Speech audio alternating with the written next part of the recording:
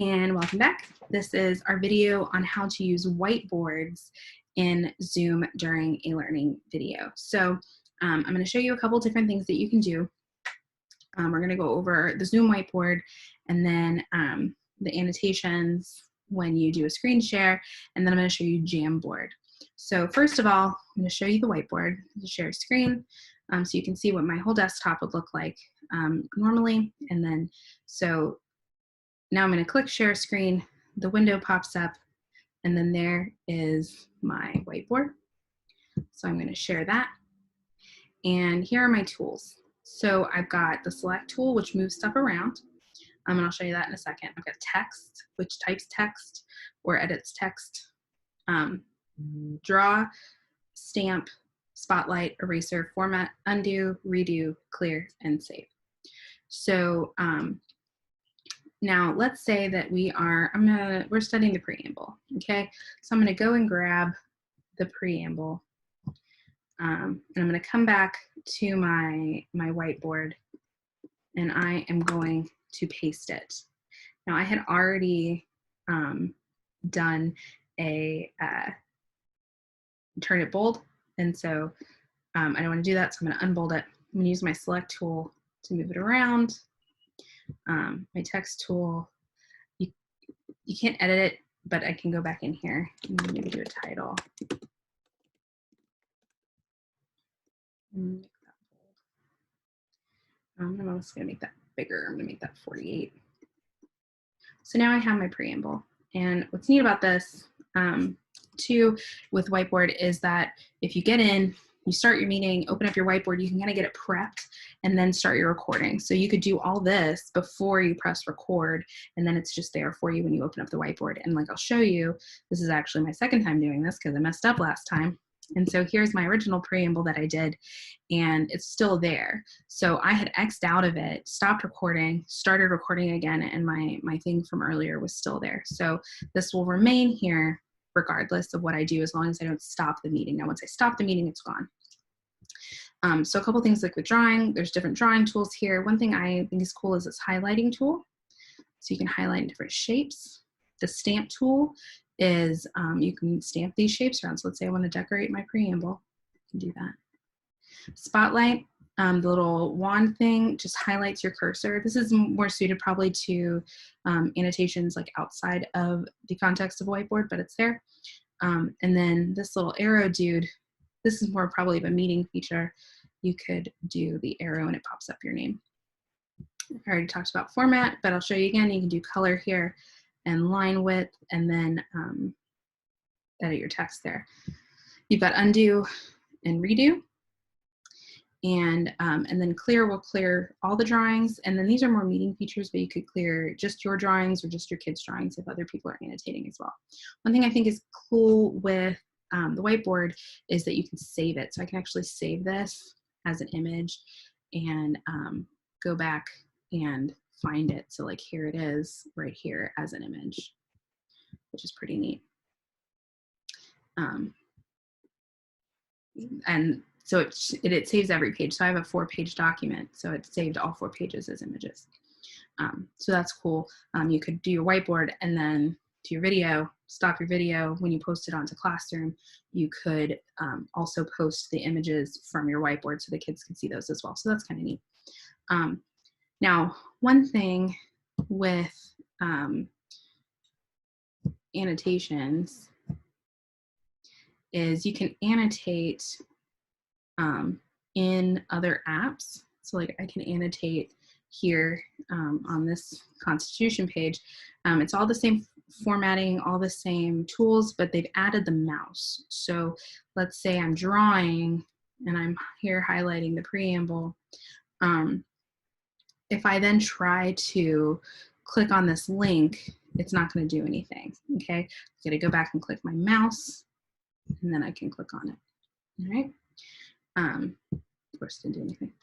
But so let me show you Jamboard now. And what Jamboard is an online whiteboard similar to the one that is in Zoom. I sent out some stuff about this the other day. But what's neat about Jamboard is that you can put images onto your pages. And I don't know of a way to do that in the Zoom whiteboard, but in Jamboard you can. And so like here I did, I got my worksheet that I'm working on with my kids, and then took a screenshot of it. I did this but I took a screenshot on my computer and then pasted it into here, and then I can highlight it. And then what I can even do is do the video and then share this with them. Jamboard has sticky notes, which is pretty cool. I like those. It's got similar drawing features. So it's got the pen, marker, highlighter, paint, eraser, select tool. So like I can move this around. I can move this around. On the iPad app, you can actually like circle stuff and select it and move it, which is neat. Again, add an image if you'd like, shapes, and then text box, and then this is laser. It's like that magic wand thing, the highlighter, whatever it's called. So you could work on this. Like here's one. I actually did this on my iPad with a stylus in Jamboard, in the Jamboard app. But this is something that you could do again on your iPad and then show it on here. Here's one. This is what I did this on the computer. I took screenshots of these images. These are actually two separate images that I took. I took a screenshot and cropped on my phone, or I'm sorry, on my iPad, and then I put it on here and use the highlighting tools on my computer to work on it. And so I could do this, and then I could save this and share it with the kids as a PDF or as an image, which is here in these three little dots. Or I could actually share this with my students. As of right now, I don't know a way to share Jamboard like in classroom as like a make a copy for each student type thing. But you could do one in groups and like have, group one have 5 slides and each kid works on a slide or something like that. And you could do one slide in your video and then share it out after that, or have them make their own and share it back with you. So those are, oh, and one other thing that I always forget. So another thing that's cool in Jamboard is that, I'm just gonna add a new page, is you can add a background. So I can do dots, I can do lines, grid, a gray grid, and then navy and black. So that's neat too. So then I could come in over here with my pen and write on it like that. Very Khan Academy. So that's Jamboard. And again, I can save these and share them out in different ways. Now, I showed you some stuff that I did with my iPad and with the stylus. And so let me show you, I've got one other notes thing that I did. And we don't all have styluses as of yet. So if you don't feel like you have to like run out and get one, I have my own, but it is nice to have for certain things. So like here's something that I did. What I did was I attended my meeting on my iPad. So I opened my meeting on my laptop. You have to do that in order to be able to record it.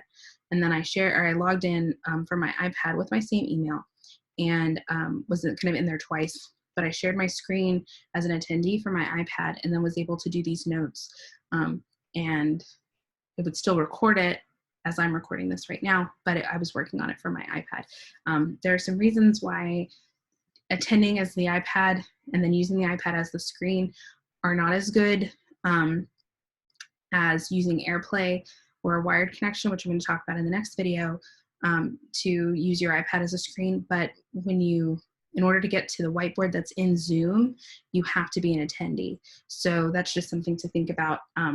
Now, if you want to use the Jamboard, I would recommend sharing your screen differently, like using it as a screen from the laptop, which again, I'll get into more of that in detail tomorrow in the next video.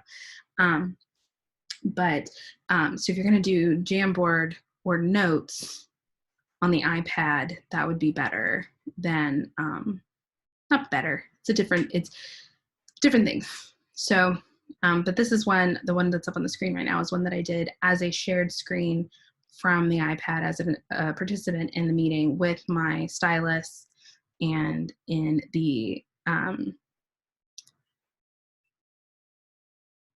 whiteboard on Zoom. So those are whiteboards. And so those are some great tools that you can use in your videos if you so choose and would like to use them. And then again, next video, we're going to talk about how to share your screen, how to use your iPad or iPhone as a shared device and as a screen without having to like attend the meeting. So thanks, and I will see you later. Bye.